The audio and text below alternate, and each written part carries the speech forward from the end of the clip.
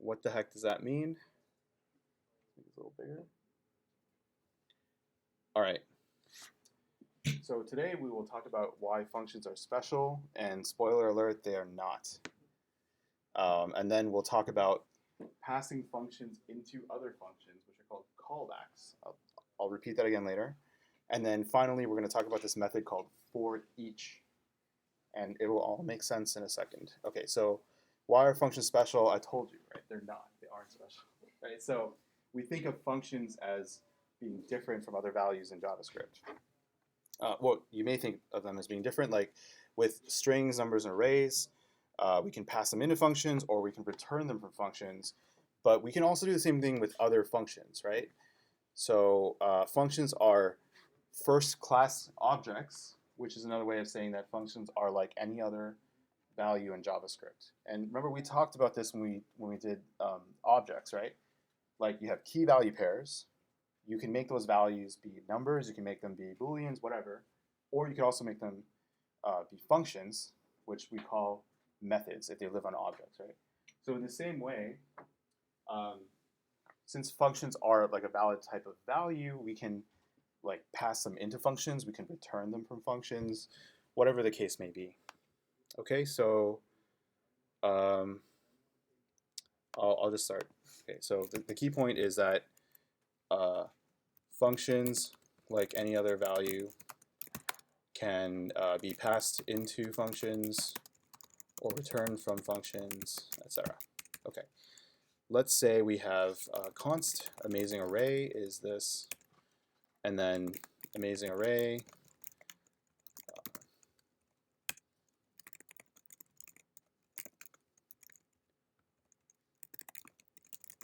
all right, I've taken some creative liberties here. So if we just console log this out, oops, amazing array, you can expect this is nothing new here, right? Okay, so this type of thing we've already seen. We're pushing in strings. Great. What if we push in functions? Can we do that? So let's say we have, let's say we declare some function called sumfunc, for lack of a better name, and then let's say that all this does is like console log, this is a function. Don't be too caught up about this function. Just know that it is a function, right? And I go, not console log, I say amazing array, and then now I'm going to push in the function itself, right? So how do I do that, right? So this function is called sumfunc. So sumfunc is now a variable that has the value of that function. So do I want to call the function here? No, I don't want to call it. I just want to refer to the function itself. It's a variable, just like anything else, right? Like maybe maybe instead of doing this, you like to do arrow functions, in which case you would have said something like const sumfunc equals, and then you would grab the parameter, and then you do the arrow, and then you know, this is the exact same thing, right? So that's like the arrow notation version of the same function. But the point is that you see how it's basically, you're just declaring a variable called sumfunc, and you're giving it the value of this function right here, right? So in the same way, whether you do it one way or the other, sumfunc is that function. And you can now push that into the array if you really want to. And then we can like console log amazing array and see what it looks like. It's kind of weird, right? So nothing new here, and then this is something new. If I were to do this on like Chrome, it would look a little different, actually. Zoom out a bit. Okay, so here, if I do it on Chrome, it just looks like this F. And then when I blow it up on the dev tools, you can kind of see what it is. Don't worry about it. The point is, it doesn't matter what it looks like. All that matters is that I can push it into an array, just like anything else. Okay, cool. So let's say that I want to push multiple functions into this array. So I'll keep this const amazing array, and okay, let's say I have a function called happyfunc, and what it does is it logs I am happy, and then let's say I have sad func, I'm sad, and then angry. All right. So basically, I just have these three functions. It doesn't really matter what they do. The point is that I'm going to push them into the array, or you know what? Let's just make this easier. Let's just straight up declare the array here, and then let's just like directly write them in. So like happy func, sad func, angry func. It's the same thing. It's the same as if I just made it empty and pushed them in. I'm just like taking away that one step. All right. So now they all live in the array. And what if I want to call everything here in the array? Well, we're just doing the same thing that we've always been doing. We're just iterating through that array, and then we can call each one by one. So for example, for let I equal 0. Okay, I'm just going through the array with a for loop. Okay, and just to illustrate what I'm doing, remember how before I would say like const element equals like array at I or something, right? So here I can just say, I'm just going to give it a different name, but it's the same thing. I'm just going to call it func because I know that they're all functions, right? So const func equals amazing array at I. It's the same thing. I'm just going through the array and I'm calling every individual element that I'm looking at, I'm calling it func. So how do I fire it, right? So I just now I need to pull the trigger. So I say func and then I pull the trigger. So this would fire it. Right. Each element is a function. And then here, now invoke the func. So let's do that and see what happens, right? So you can see that it's going one by one, and now it's actually firing that function, which would make it console log, I'm happy, I'm sad, I'm angry. Okay? Any questions about what I did there? Cool. The exact same thing would be to go like, if you want to kind of cut out the middleman, you could also just do this. I know it kind of looks weird, but if you really think about it, this amazing array at I, like this part, is just referring to the individual functions, and then the parentheses is like pulling the trigger. So this is the exact same thing. Cool? If you want to cut out the middleman. All right.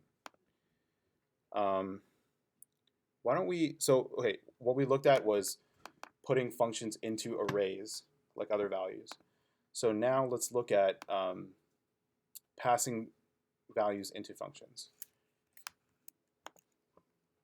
Let me just, like,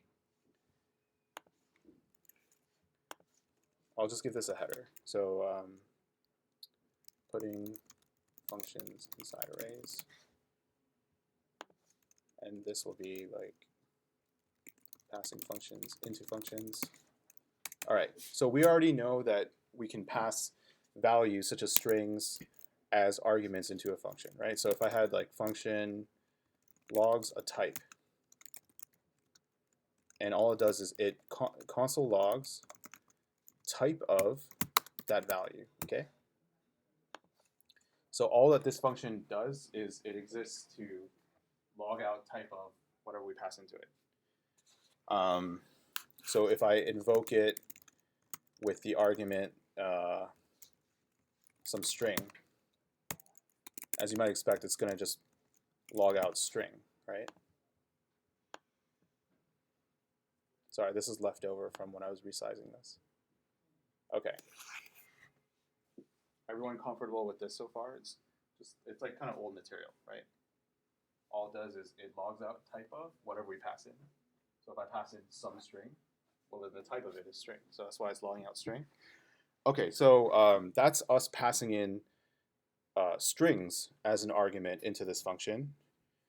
But we can also pass functions themselves as arguments into this function. So, so for example, if I said function some func, it really doesn't matter. And then all this does is console log whatever. Okay, so now this is another function, right? So let's do the same thing that we did here, but instead of passing in some string, we're gonna pass in some func. Okay, so I made a function here. Okay, and then I'm passing that in to my logs a type. So it should log out type of some func, right? Which is going to be function. If you call type of on a function, it's going to be the string function. Okay. Any questions so far? It's not an object. So a function is a complex value, but it's the type of it is not object. It's function. Yeah, that's a good question though. Cool. All right. Let's continue.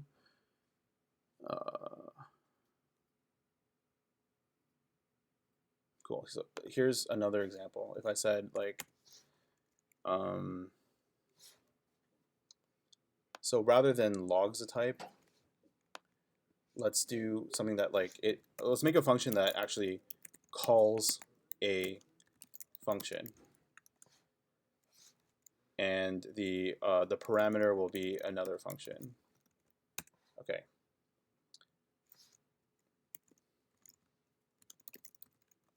Okay, I know function is appearing everywhere on the screen, but I'll tell you what this is doing. So this basically just invokes the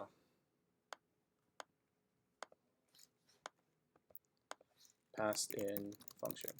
Okay, so I'm gonna write another function now called like invoke me, whatever, and we'll know that it got invoked if it prints out like I got invoked. Okay, so when this function actually gets called, it's going to console log I got invoked. Okay, so that's how we know what's going on with that. Now I'm going to finally start this whole chain reaction. I'm going to say calls a function invoke me, and let's see what it spits out. Okay, I got invoked. All right, so what's happening here? Calls a function is this function. Okay, this function takes in some kind of function as an argument, also known as a callback, right? Whatever this function is here, I'm gonna invoke it on line 59. Okay, whatever we took in, I'm gonna pull the trigger on it. That's why I have this comment here: invokes the passed in function. So what are we passing in on line 66? We're passing in invoke me, right? So on line 66, to summarize, I pull the trigger on calls a function, which means now this code is running, and that causes on line 59 to pull the trigger on invoke me. Any questions about that?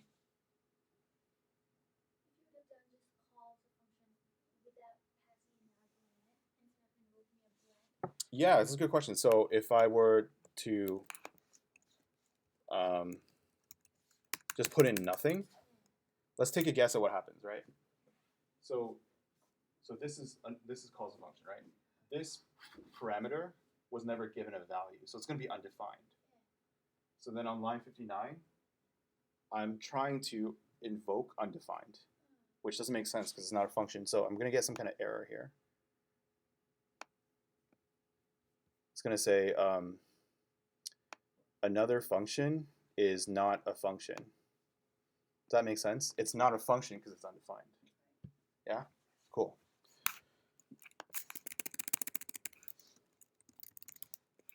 Okay. All right. So right now our eyes are kind of like darting all over the screen. as we figure out what's going on. What is like the practical use of doing all this? And the answer is, well, let's take a look at another example. So this example is going to be called calls with name. When we want code to start being a little bit more modular, we can start doing stuff like this, right? So let's say our function is called says hi, and it takes in a name, and it will console log hi name. So for example, not to be narcissistic or anything, but I just don't want to single anyone out, so I'll just use my own name. And let's say we do another function that's like says bye. Right? Cool. Everyone comfortable with these two functions so far? Okay. Function. Okay, so here's where it gets interesting, right? Function calls with name will take two parameters. One is some kind of name, and two is some kind of func. Yes, exactly. So what this will do is, and the order doesn't matter here, by the way. This just changes how you like pass it in when you decide to invoke it. So this will take that function, whatever it is I pass in. Okay, let's call it, and then let's use the name that I passed in here as the argument that we pass into this. So all this is doing is it's saying, let's call this and let's feed that into it. Okay, so it calls func name. So I'll say like invokes func. Let's bring this back a bit. With name as an arg. All right. So all this is the function calls with name. So then when I finally pull the trigger on calls with name, the calls with name, let's give it my name, and then it's expecting a callback, right? The thing that it wants to invoke on line 77. So let's first feed it this function. Okay, this is basically equivalent to if I had originally just called says hi like this.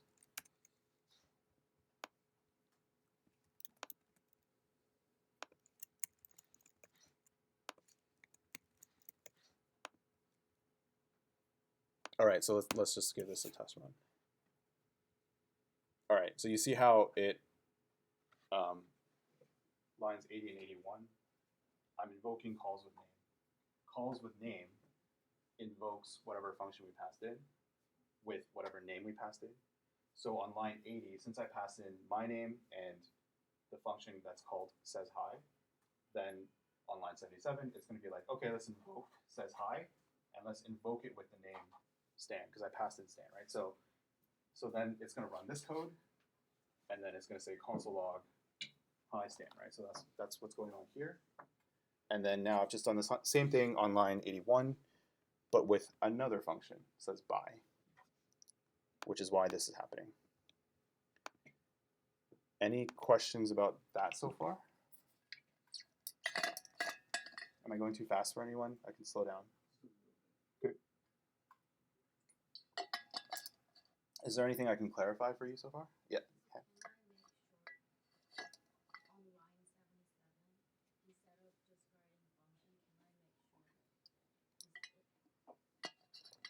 I'm sorry, can you do what with it? Yeah. Oh yeah, it's whatever I called it here. So if I want to call it like callback, then I just need to invoke it with the same name. Yeah, like func is not anything special. It's just like if this is banana, then banana. Right? I just use func because it's easy to understand, but it's not like a special word or anything. Okay, does that answer your question? Cool. Yeah, I mean it. So if I said func name, that's fine as long as I switch these up over here. So if I want to do it that way, then I better just switch it up like over here. And that's why the order doesn't matter, right? Okay.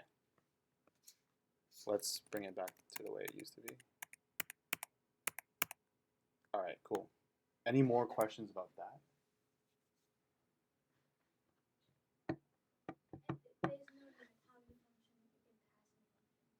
No. No, you can go crazy. You can do whatever you want. Um, yeah, and like I could have done something else in here. It's all about context. It's like, what do I want to do with that function? In this case, I wanted to just call it and feed in the name as an argument into that function. Okay. So with that in mind, we can just look through a couple examples in the slides. I don't think I need to like go through the REPL.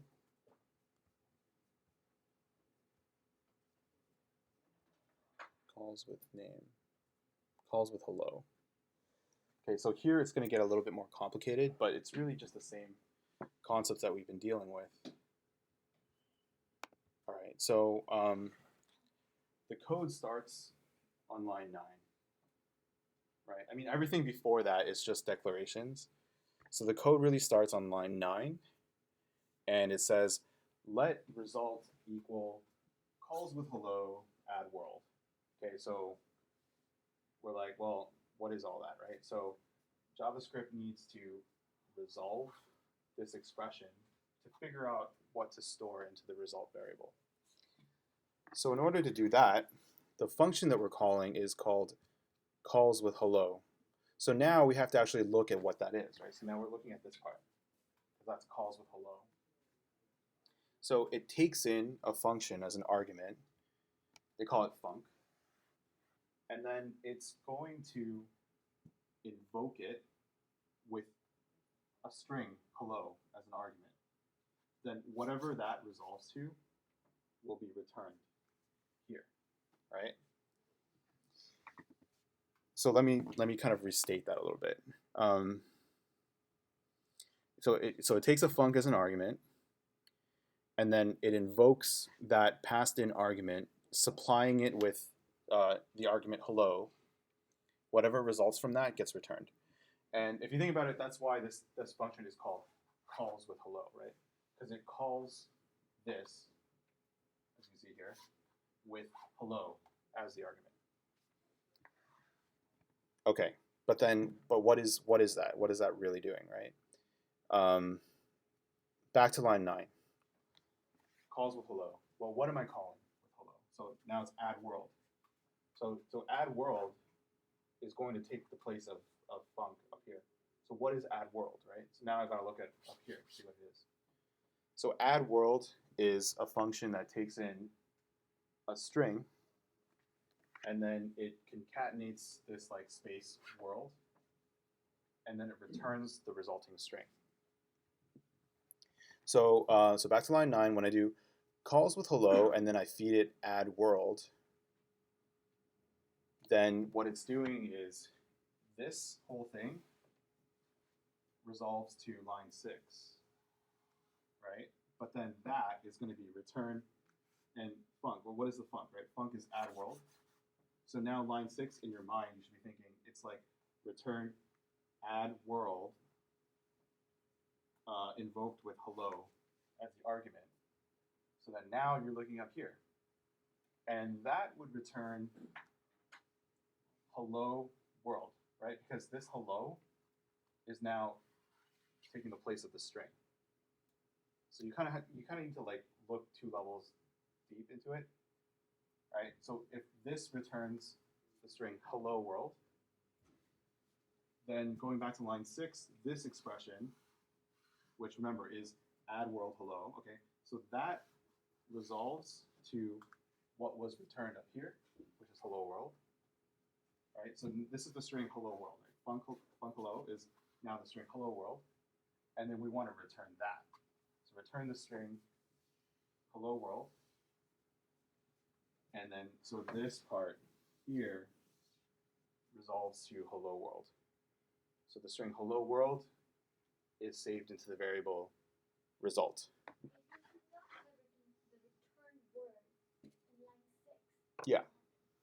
So if you don't return, like if you just said func hello, okay. If you just say func hello, then you don't have this, right? You're just invoking add world hello. Okay, so you invoke add world hello. This returns hello world. So then this line just becomes the string hello world. And you're not doing anything with it. You're not returning hello world. You're just shouting it into the wind, as I like to say, right? You're just sort of saying hello world. But nothing happens with it. So going back to line 9, when you say let result equals this whole expression, remember it's whatever this returns gets captured by this variable. And when you don't explicitly return something, a function will return undefined. So without this return keyword, this resolves to undefined, because that's what gets returned here. Result equals undefined, console log results, it'll log out undefined. Does that make sense? All right.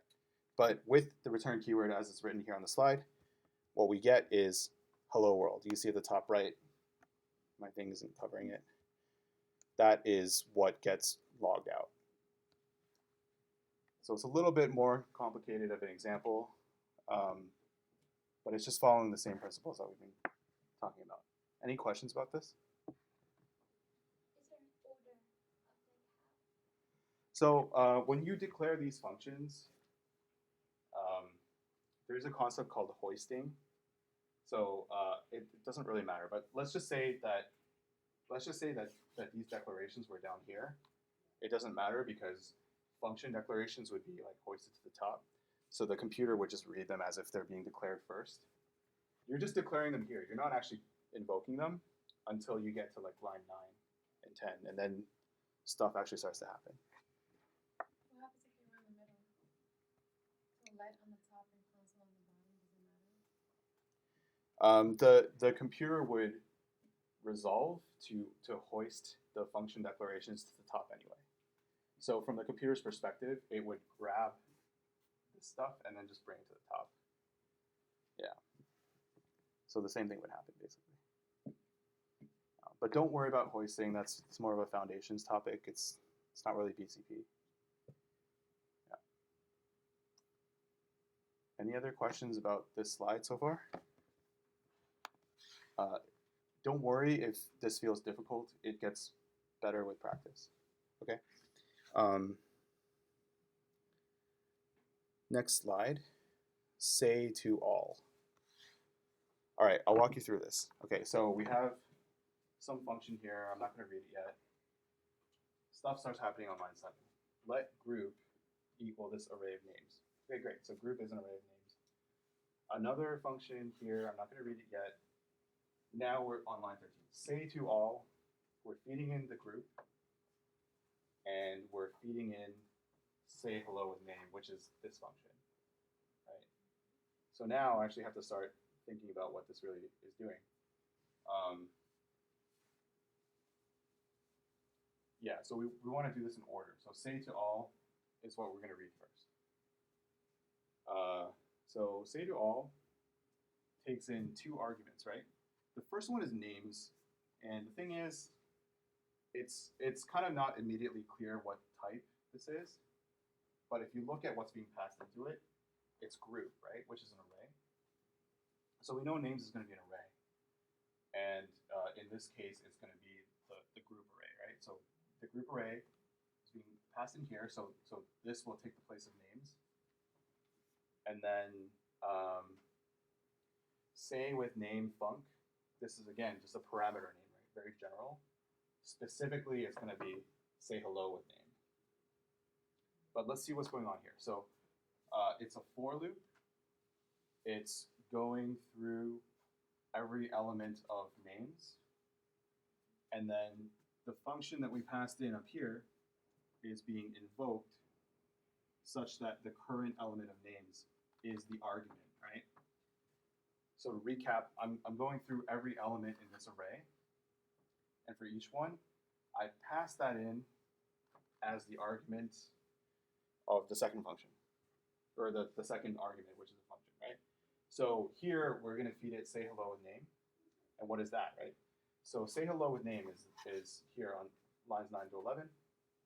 It's a function that takes in an argument called name. And it'll just log out like hello plus the name plus exclamation mark. So what this is doing is it will,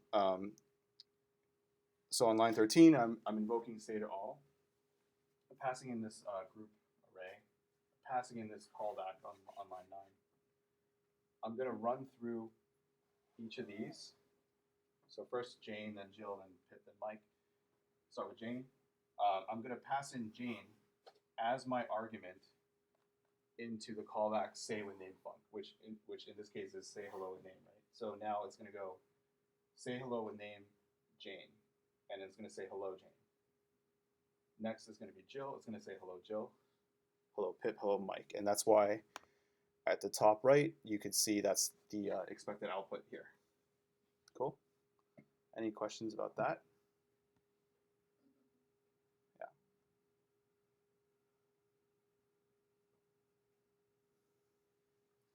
So if you could sort of follow what's happening, that's good enough. It doesn't need to be like fluent.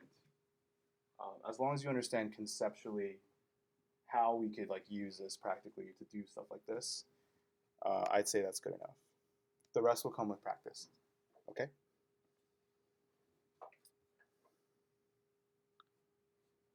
All right. Oh yeah, so just real quick, let me just jump on the REPL again.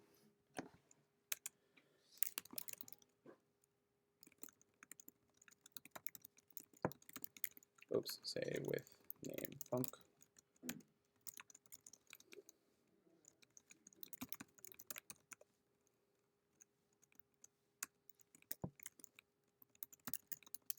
Okay, this is mostly the same. I'm just going to add one little difference.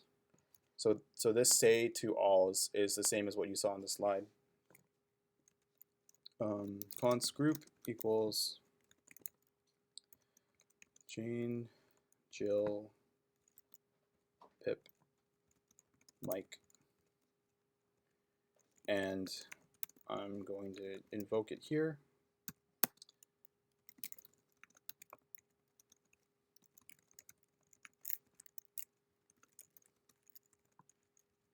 All right, so what is going on here? So on the previous slide, you see how the callback is say hello with name. So I took the time to declare it like we normally would on lines 9 through 11, and then I fed that into say to all. But the point I'm trying to illustrate to you is you don't have to like go through that extra step. Rather, you can take this function and just directly write it into here.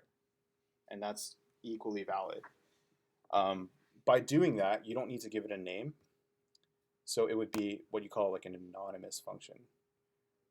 Right? So here on this screen, say to all is the same as it was on the slide. The group here of names is the same as it was. But I don't bother naming this like by name function. I'm not saying like, what do they call it here? It was like say hello with name. I'm not saying like, oh, function say by with name, like blah blah blah. I'm not doing any of that stuff. I'm just directly writing it into here. And as a result, I don't give it any names, right? See, like the say by with name is normally where I would name the function. Here, I'm just skipping that. I'm making it anonymous. Sort of similar to what we did with objects, right? Object methods, same idea. An anonymous function, I'm going to write it directly into the say to all. And if you like, if you're sort of being tripped up by the line breaks, don't be. It's fine because like, okay, so this closing paren right here on line 95 matches the one that opens up on line 93. It's sort of like if I just did this. Sorry, kind of need to zoom out a little bit.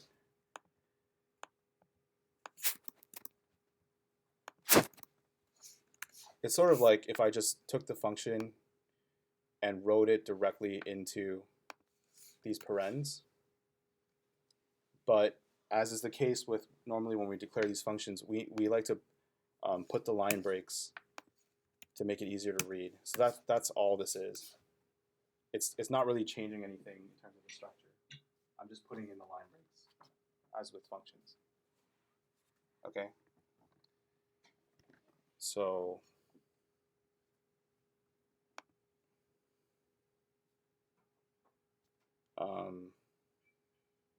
let's call it just to make sure it works.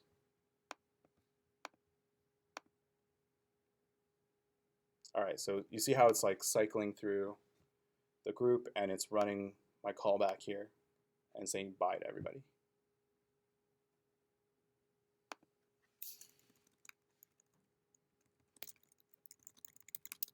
Okay, any questions about that?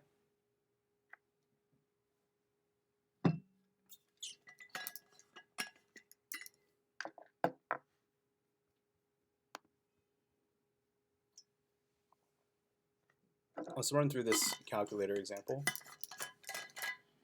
We have a very generic function called plus. Given two numbers, return the sum. That's all it is. Minus, given two numbers, subtract the second number from the first one. Return the difference. Function calc, I don't know why, well, I guess I do know why they insist on having it in this order, but the parameters starts with number 1, then it's the callback, then it's number 2, and it's like return the result of invoking the callback and feeding in num1 and num2 as the arguments. And I guess they want to have it in that order so that it kind of looks like it reads like a sentence when you actually use it. So calc 10 plus 20, 50 minus 10. So that's like another way that you could apply this. Any questions about calc here?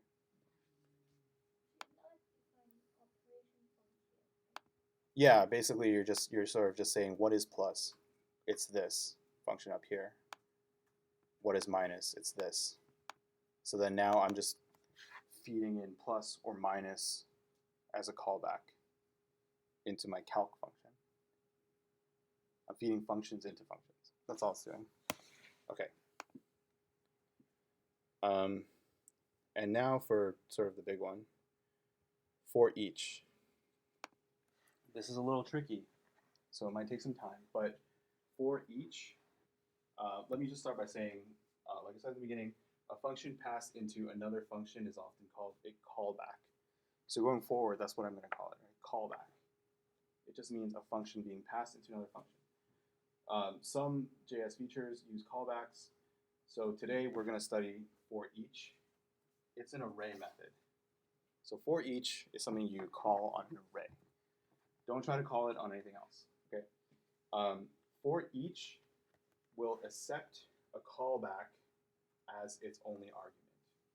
Right? It's a method that accepts only one argument, and that argument that it accepts is a callback.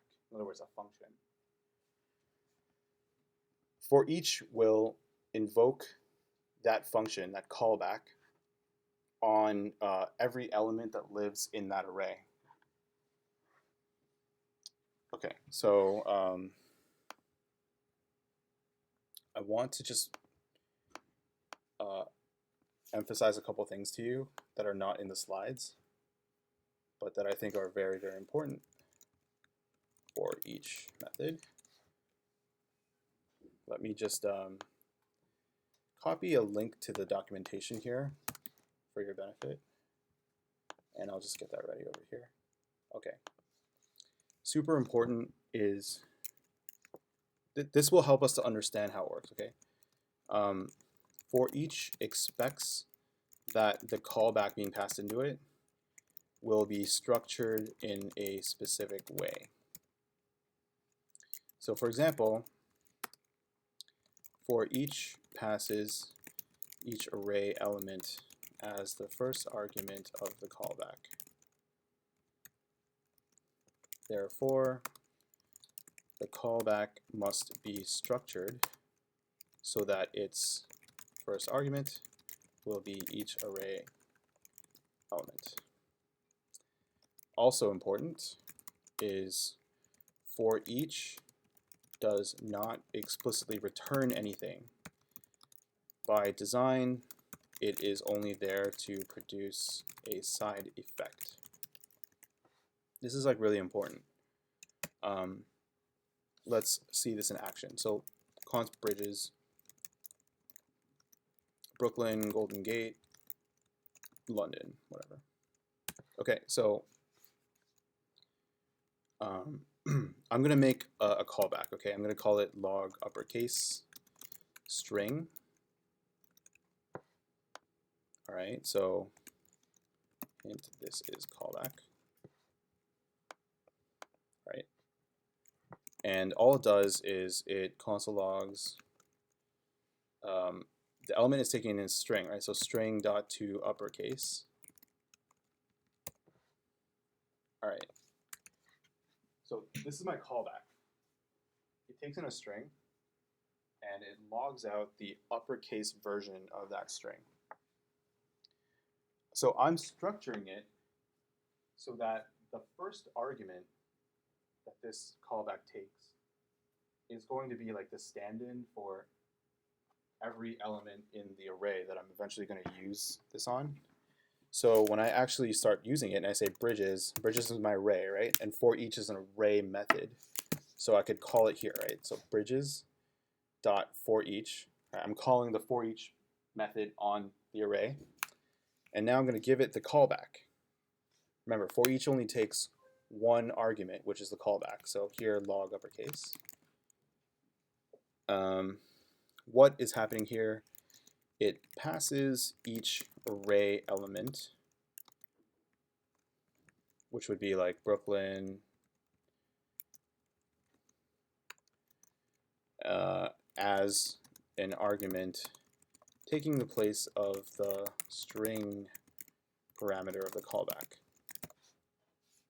Okay, so every element of the bridges array is going to one by one be fed in as the first argument into log uppercase. So what do you think is going to happen if I run this code? That's right. And what will it say specifically? Yeah, very good. Cool. Any questions about this? Yeah. So for the function log uppercase, right? You know we're using bridges for each parentheses log uppercase. We no longer need another parentheses after log uppercase. Excellent question. My intent is not to invoke log uppercase, at least not here. Okay. If I did, then first of all, if I left it empty, then I'm not passing in a string. But regardless, this would like evaluate, and then whatever is returned from that, which in this case is nothing, would take the place of this, and it would be like undefined in here.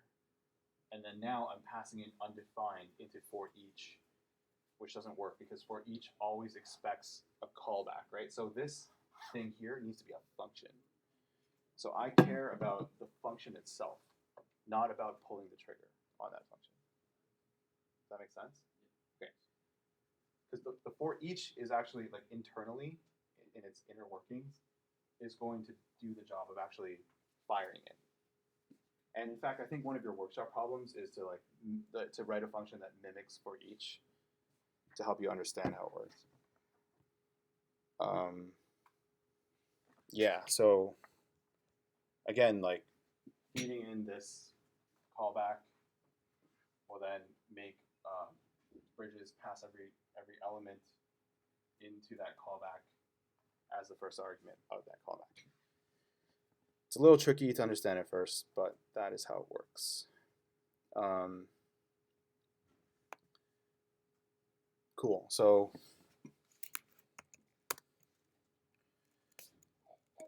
yeah. The dot for each it pulls from Brooklyn towards London, not. Yeah, it goes in like forward order. Okay, so remember the callback must be structured a certain way. It may or may not accept a second argument. If it has a second argument, then for each will pass the index of the current element as the second argument. So this is where, like, as you study these methods, you kind of have to like memorize just a little bit. It's not that bad, I promise. Let's copy. Let's copy just this part.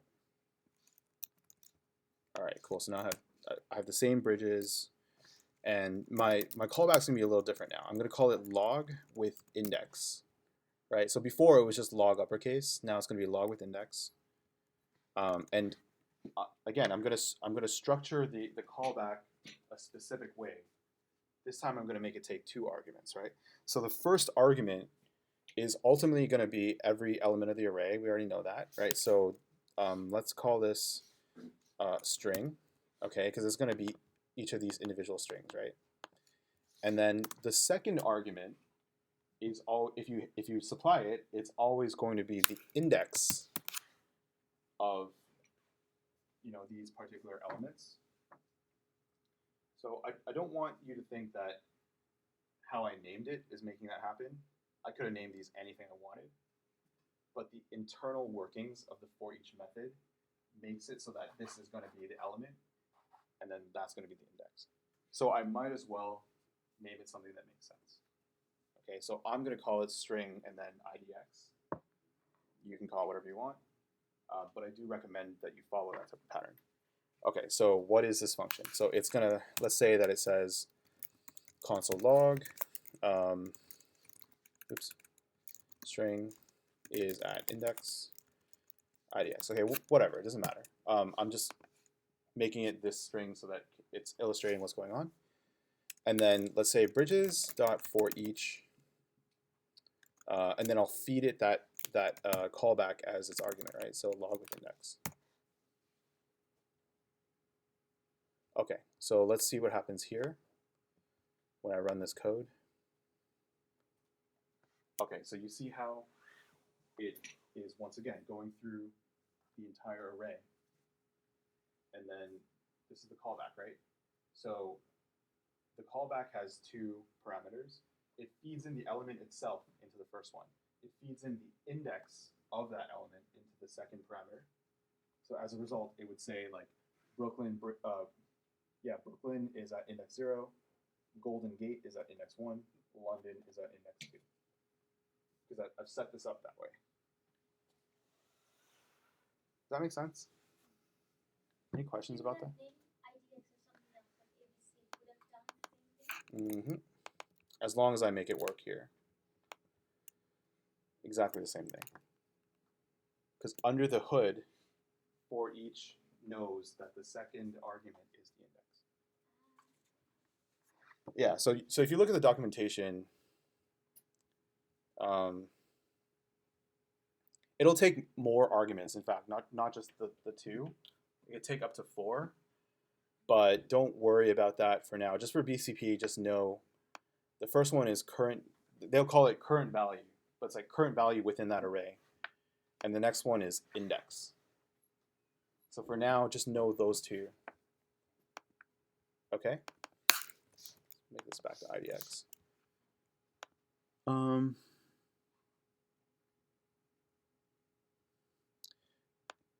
All right, so remember, we can just write this function directly into the for each statement, just like before, okay? And in fact, this is going to be how you see it more often, like more commonly than this, like where they declare that function and then feed that function into for each. It's more often it's going to look like this, where I like directly feed that function into here, it's going to look more like this. So this would be the same thing. You can give it a name, but if you do, it's completely meaningless. So it would be anonymous, like this. Yeah, and usually the callback that you supply to something like for each is typically not something you're going to use anywhere else, which is why you don't need to save a variable for it, and you can just write it directly in. Like at that moment when you call the for each, let's just tell it what to do, and then you never really need this again, typically, right? Whether you write it this way or you write it with arrow notation, which is more common, it's going to be the same thing. So I'm just going to say more commonly it would be written directly into the for each in arrow notation, and it would look like this. Okay. It doesn't have to be arrow function, but it's more common. Any questions about that?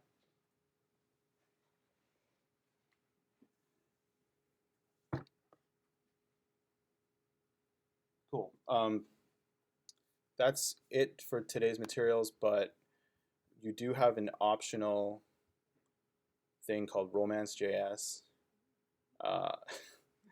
So similar to Sudoku, I got one student who sent me their Sudoku code. Is anyone else going to attempt it? I see a hand over there. Cool. Okay, great. Send it to me whenever you're ready.